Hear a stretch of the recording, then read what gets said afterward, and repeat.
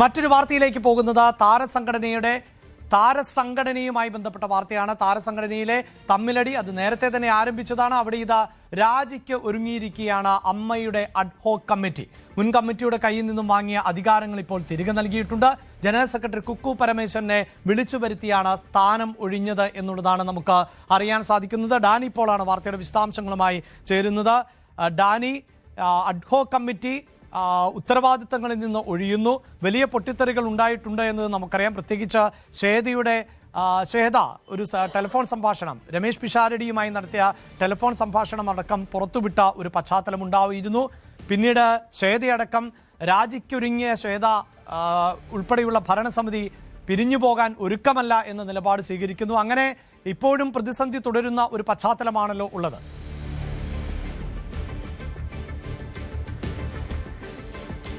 അഭിലാഷ്, അമ്മയിലെ ഒരു പ്രതിസന്ധി അത് ഓരോ ദിവസം ചെല്ലുന്തോറും അത് ഏത് സ്ഥലത്തു നിന്നാണ് പൊട്ടിപ്പുറപ്പെടുന്നത് എന്നത് മാത്രമാണ് ഇപ്പോഴുള്ളൊരു ആകെയുള്ളൊരു ആശയക്കുഴപ്പം. വലിയ രീതിയിലുള്ളൊരു കുഴപ്പങ്ങളിലേക്ക് ഈ ഒരു സംഘടന ചെന്ന് പെട്ടിരിക്കുന്നു. ഓരോ ദിവസവും തങ്ങൾക്ക് കഴിയാവുന്ന രീതിയിൽ ഓരോരുത്തരായി അത് സങ്കീർണമാക്കുകയും ചെയ്യുന്നു എന്നത് തന്നെയാണ് അത് സംബന്ധിച്ച് പറയാനുള്ളത്. ഇപ്പോൾ ഈ അഡ്ഹോക് കമ്മിറ്റിയാണ് അത് ഭരണം തിരികെ ഏൽപ്പിക്കാനുള്ള ശ്രമങ്ങളിലേക്ക് പോകുന്നത്. കാരണം ഈ അഡ്ഹോക് കമ്മിറ്റി എന്ന ഒരു സംവിധാനം വരുമ്പോൾ തന്നെ അതിൻ്റെ ഒരു സാങ്കേതികത്വം ചോദ്യം ചെയ്യപ്പെട്ടിരുന്നു. പക്ഷേ ഭൂരിപക്ഷ അംഗങ്ങളുടെ ഒരു അഭിപ്രായമെല്ലാം തങ്ങൾക്കുണ്ട് എന്ന രീതിയിൽ അത് മുന്നോട്ട് പോകാൻ തയ്യാറാകുമ്പോൾ അതിനെതിരെ തന്നെ കോടതിയെ സമീപിക്കുന്ന രീതിയിലേക്ക് ആ കാര്യങ്ങൾ വന്നു. ഇപ്പോൾ അഡ്ഹോക് കമ്മിറ്റിക്ക് തന്നെ കാര്യങ്ങൾ ബോധ്യപ്പെടുന്ന രീതിയിലേക്കാണ് ഇപ്പോൾ എത്തി നിൽക്കുന്നത്. കാരണം അതിനൊരു നിയമസാധുതയുണ്ടോ എന്നൊരു ചോദ്യമുണ്ട്. അതിനപ്പുറത്തേക്ക് നിയമസാധുതയല്ല, അതിനപ്പുറത്തേക്ക് ആരുടെയെങ്കിലും പിന്തുണയുണ്ടോ എന്ന ചോദ്യവും എല്ലാം തന്നെ ഉയരുമ്പോഴാണ് രാജിവെച്ചു എന്ന പ്രഖ്യാപനം നടത്തിയ പ്രസിഡന്റ് ശ്വേതാ മേനോൻ തന്നെ താൻ അങ്ങനെ രാജിവെച്ച് പോകുന്നില്ല എന്ന രീതിയിലേക്ക് പറയുന്നത്. രാജിപ്രഖ്യാപനത്തിൽ സാങ്കേതികത്വമുണ്ട്. അത് എഴുതി നൽകി രാജിവെക്കുന്ന രീതിയിലേക്ക് വന്നാൽ മാത്രമേ അത് പൂർത്തിയാകൂ എന്ന് പറഞ്ഞുകൊണ്ട് തിരികെ അവർ വരാൻ ശ്രമിക്കുന്നു. ഒരു വിഭാഗം പേർ അപ്പോൾ ഉണ്ടായിരുന്നവർ കൂടെ രാജിവെക്കുന്നു. അങ്ങനെ ഈ ഓരോ ദിവസം പ്രശ്നങ്ങളിൽ നിന്ന് പ്രശ്നങ്ങളിലേക്ക് പോകുന്ന അമ്മ എന്ന സംഘടനയാണ് നമുക്ക് കാണാൻ കഴിയുന്നത്. ഇപ്പോൾ അഡ്ഹോക് കമ്മിറ്റി തീരുമാനമെടുത്തിരിക്കുന്നത് തങ്ങൾ തുടരില്ല എന്ന രീതിയിലേക്ക് വന്നിരിക്കുന്നു. ഇത് കുക്കു പരമേശ്വരനെ നേരത്തെയുള്ള അതായത് ഈ ഭരണസമിതിയുടെ ഭാഗത്തുള്ള ജനറൽ സെക്രട്ടറി അവരെ വിളിച്ച് ഈ അധികാര കൈമാറ്റം എന്ന രീതിയിൽ അവർ ഉദ്ദേശിക്കുന്ന അവർക്ക് ഏറ്റെടുത്ത പല വസ്തുക്കളും തന്നെ അവരെ തിരിച്ചേൽപ്പിക്കുന്നു. തങ്ങൾ തുടരില്ല എന്ന രീതിയിലേക്ക് അടക്കം പോവുകയും ചെയ്യുന്നുണ്ട്. അതിൽ 2-3 കാര്യങ്ങളിൽ അവർ ഈ അഡ്ഹോക് കമ്മിറ്റിക്ക് ചില വൈഷമ്യങ്ങൾ ഉണ്ടായിട്ടുണ്ട്. അവരത് രേഖപ്പെടുത്തിയെന്നാണ് മനസ്സിലാക്കുന്നത്. ഒന്ന്, ഈ കോടതി ഇടപെടലിനെ കുറിച്ച് ഈ ജനറൽ ബോഡി അടക്കമുള്ള കാര്യങ്ങളിൽ തങ്ങൾക്ക് കാര്യമായ രീതിയിൽ ആരുടെ ഭാഗത്തുനിന്നും ഒരു പിന്തുണ തങ്ങൾക്ക് ലഭിച്ചില്ല എന്നൊരു പരാതി നിൽക്കുന്നു. ഒപ്പം വളരെ ഗൗരവമായി കാണേണ്ട ഒന്ന്, മുതിർന്ന താരങ്ങളിൽ നിന്ന്, പ്രത്യേകിച്ച് സീനിയർ താരങ്ങളിൽ നിന്ന് ആരിൽ നിന്നും ഒരു പ്രതികരണവും ഇതുമായി ബന്ധപ്പെട്ടുകൊണ്ട് വരുന്നില്ല എന്ന രീതിയിലേക്ക് പോകുന്നു. ഈ അമ്മയിലെ പ്രതിസന്ധി അതെങ്ങനെ പരിഹരിക്കും, മുതിർന്ന താരങ്ങൾ ഇടപെടുമോ എന്നതെല്ലാം പറയുമ്പോൾ ആരിൽ നിന്നും ഒരു പ്രതികരണവും ഇല്ലാത്ത രീതിയിലേക്ക് പോകുന്നു. ഇങ്ങനെയൊരു സംഘടനയുണ്ടോ എന്ന് പോലും അവർക്കറിയില്ല എന്ന രീതിയിലേക്ക് കാര്യങ്ങൾ പോകുന്നു എന്നതാണ്. അപ്പോൾ അങ്ങനെ ഒരു പിന്തുണയും എവിടെ നിന്നും കിട്ടാത്ത രീതിയിലേക്ക് വരുമ്പോൾ തന്നെയാണ് ഈ അഡ്ഹോക് കമ്മിറ്റി ഇനി തുടരേണ്ടതില്ല എന്ന രീതിയിലേക്ക് കാര്യങ്ങൾ വന്നിരിക്കുന്നത്. അപ്പോൾ അതിൻ്റെ പ്രവർത്തനം കൂടി അവസാനിക്കുകയാണ് എന്നതാണ് നമുക്ക് മനസ്സിലാക്കേണ്ടത്. അങ്ങനെ സാങ്കേതികമായി ആ സമയത്ത് പ്രഖ്യാപിക്കപ്പെട്ട ഒരു അഡ്ഹോക് കമ്മിറ്റി അത് നിയമസാധുത അത് ചോദ്യം ചെയ്യപ്പെട്ടിരുന്നു. അംഗങ്ങളുടെ പിന്തുണയും ചോദ്യം ചെയ്യപ്പെട്ടിരുന്നു. ഭൂരിഭാഗം അംഗങ്ങളും തങ്ങൾക്കൊപ്പമില്ല എന്നൊരു ബോധ്യപ്പെടലിലേക്ക് അഡ്ഹോക് കമ്മിറ്റിയും എത്തിയിരുന്നു. ഒപ്പം തന്നെ അതിൻ്റെ ഒരു ചുമതലക്കാരൻ എന്ന രീതിയിലേക്ക് വന്നിരുന്ന രമേശ് പിഷാരടി MLAക്ക് എതിരെ തന്നെ അവരെ പ്രസിഡന്റ് ശ്വേതാ മേനോൻ ഒരു ഓഡിയോ പുറത്തുവിട്ടിരുന്നു. ഇവർ തമ്മിലുള്ള പരസ്പര സംഭാഷണങ്ങൾ ഓഡിയോ ശകലങ്ങളായിട്ട് വന്നിരുന്നതാണ്.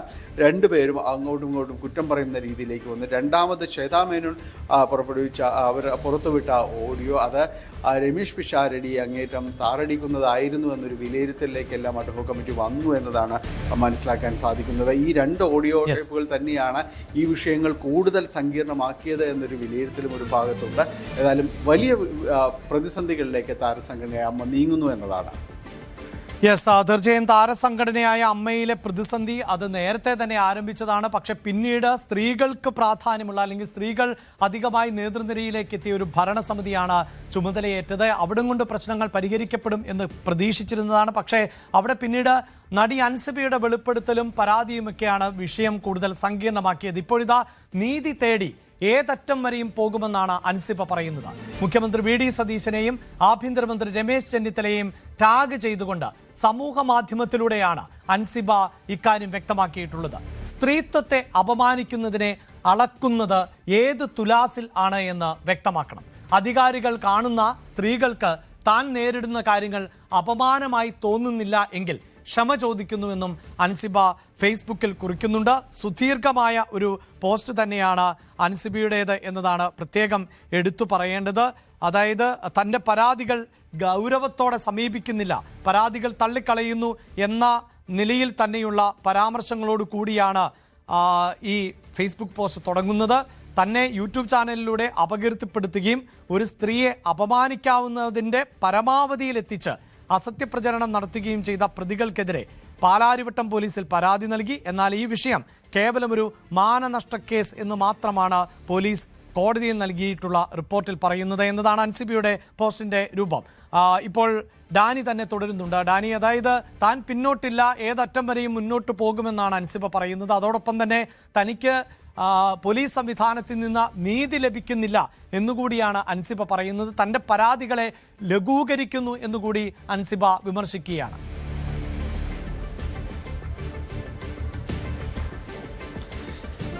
അഭിലാഷ്, ഈ അൻസിബയുടെ പരാതികൾ പെടുന്ന ഒരു സവിശേഷതയായിട്ട് ഇപ്പോൾ നമുക്ക് കാണാൻ കഴിയുന്നത്, അൻസിബ നൽകിയ പരാതികൾ ആദ്യം പോലീസ് അന്വേഷിക്കുകയും പിന്നീട് അതിൽ കാര്യമൊന്നുമില്ല എന്ന് പറയുകയും അൻസിബ കോടതിയെ സമീപിക്കുകയും കോടതി കേസെടുക്കാൻ ആവശ്യപ്പെടുകയും ചെയ്യുന്ന രീതിയാണ് ഇപ്പോൾ നമ്മൾ കാണുന്നത്. കാരണം ഹിൽ പാലസ് പോലീസ് സ്റ്റേഷനിൽ നൽകിയ പരാതിയിൽ ഇത് തന്നെ സംഭവിച്ചു. കടവന്ത്രയിലേക്ക് വരുമ്പോൾ അവിടെയും അത് തന്നെയുണ്ടായി.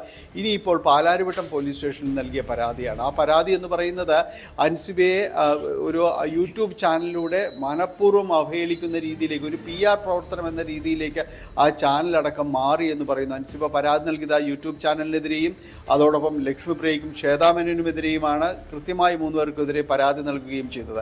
എന്നാൽ പാലാരിവട്ടം പോലീസിൻ്റെ ഒരു നിലപാടെന്ന് പറയുന്നത് തങ്ങൾ ഇതെല്ലാം തന്നെ പരിശോധിച്ചു.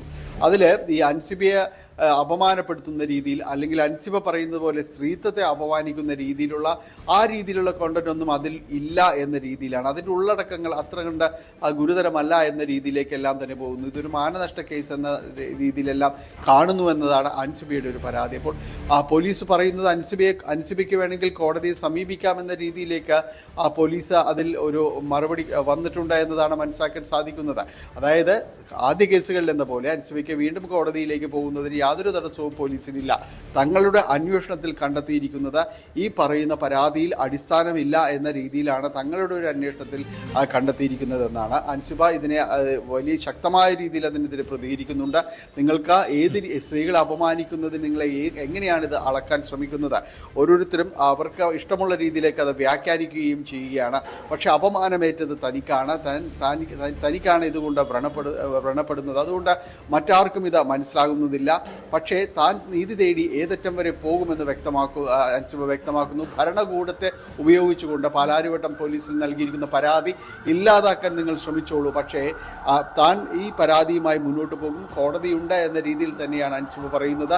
സമാനമായ രീതിയിൽ നേരത്തെ സംഭവിച്ച 2 പരാതികളും സംഭവിച്ചതുപോലെ തന്നെ ഇനി പാലാരിവട്ടം പോലീസിലും ഇത് തന്നെ നിങ്ങൾക്ക് ചെയ്യേണ്ടി വരും, നിങ്ങൾക്ക് കോടതി വഴി തന്നെ ഈ കേസുകൾ ഏറ്റെടുക്കേണ്ടി വരും എന്ന രീതിയിൽ മുന്നറിയിപ്പ് നൽകിക്കൊണ്ടാണ് അൻസിബ കുറിപ്പ് അവസാനിപ്പിക്കുന്നത്. ഒപ്പം തന്നെയും അൻസിബയ്ക്ക് പിന്തുണയുമായി നിരവധി പേർ എത്തുന്നുണ്ട്. കാരണം ഇതിപ്പോൾ സർക്കാർ കാര്യമായ രീതിയിൽ ഈ കേസുകൾ പരിഗണിക്കുന്നില്ല.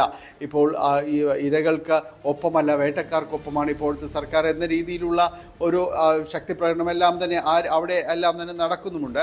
പക്ഷേ അൻസിബ വളരെ കൃത്യമായി പറയുന്നു, ഇത് സ്ത്രീത്വത്തെ അപമാനിക്കുന്ന രീതിയിലുള്ള പരാതി തന്നെയാണ്, കാര്യങ്ങൾ തന്നെയാണ് നടന്നിരിക്കുന്നത്. എന്തുകൊണ്ട് പോലീസിന് അത് കാണാൻ കഴിയുന്നില്ല എന്നതാണ്. മറ്റു സ്ത്രീകളും അത് കണ്ട് വിലയിരുത്തട്ടെ. അവർക്ക് അങ്ങനെ തോന്നുന്നില്ല എങ്കിൽ, മറ്റു സ്ത്രീകൾക്കും അങ്ങനെ തോന്നുന്നില്ല എങ്കിൽ താൻ മാപ്പ് ചോദിക്കാൻ തയ്യാറാണ് എന്ന് അൻസിബ കുറിക്കുന്നുണ്ട്. പക്ഷേ നിങ്ങളിത് ഈ കാര്യങ്ങളെല്ലാം തന്നെ പരിശോധിച്ച ശേഷം വിലയിരുത്തൂ എന്ന് പറയുന്നു. എന്തായാലും ഇത് വളരെ അമ്മയിലെ പൊട്ടിത്തെറികൾ അവസാനിക്കുന്നില്ല. അത് ഓരോ ദിവസവും നേരത്തെ സൂചിപ്പിച്ചതുപോലെ ഓരോ ഭാഗങ്ങളിലായിട്ട് ഇത് തുടരുക തന്നെ ചെയ്യുകയാണ്. ഇത് എങ്ങനെ അവസാനിപ്പിക്കുമെന്ന രീതിയിലേക്ക് വന്നിട്ടില്ല. ഇത് സംഘടനയ്ക്കപ്പുറം കേസുകളിലേക്ക് മാറിയിരിക്കുന്നു, കേസുകളിലേക്ക് വളർന്നിരിക്കുന്നു എന്നതാണ്. അത് വ്യക്തിപരമായ രീതിയിലേക്ക് അടക്കം കാര്യങ്ങൾ പോകുന്നിരിക്കുന്നു. ആ രീതിയിലുള്ള ഒരു ഏറ്റുമുട്ടലായി മാറിയിരിക്കുന്നു എന്നതാണ്. പോലീസ് സ്റ്റേഷനിൽ നിന്ന് കോടതിയിലേക്ക് നീങ്ങിയിരിക്കുന്നു. കോടതി തിരിച്ച പോലീസിനോട് കേസെടുക്കാൻ പറയുന്ന രീതിയിലേക്ക് എല്ലാം തന്നെ വന്നിരിക്കുന്നു. മുൻകാലങ്ങളിൽ എങ്ങുമില്ലാത്ത രീതിയിലേക്ക് വലിയ പ്രതിസന്ധിയിലേക്ക് അമ്മയും താരസംഘടനയായ അമ്മയും അതിലെ അംഗങ്ങളും മാറിയിരിക്കുന്നു എന്നതാണ്. അഭിലാഷ്, ഈ സൂചിപ്പിക്കുന്ന പോലെ താരസംഘടനയിലെ പൊട്ടിത്തെറി അതിശക്തമായി തന്നെ തുടരുമ്പോഴാണ് അൻസിബ താൻ ഏതറ്റം വരെയും നിയമപരമായ പോരാട്ടത്തിൽ തന്റെ നീതി ഉറപ്പാക്കുന്നതിന് വേണ്ടി പോകും എന്ന് സൂചിപ്പിക്കുന്നത്. ഒപ്പം പോലീസിനെ വിമർശിക്കുന്ന സമീപനം, തന്റെ പരാതിയെ ലഘൂകരിക്കുന്നു, എന്താണ് ഒരു സ്ത്രീത്വത്തിന്റെ മാനത്തിന്റെ അളവുകോൽ എന്ന ചോദ്യം അടക്കം ഉന്നയിച്ചുകൊണ്ടാണ് അൻസിബ സമൂഹ മാധ്യമത്തിലൂടെ തന്റെ നിലപാട് വ്യക്തമാക്കുകയും ചെയ്തിട്ടുള്ളത്. ഇടവേള. കൂടുതൽ വാർത്തകൾക്ക് news 18 Keralam YouTube channel subscribe ചെയ്യുക.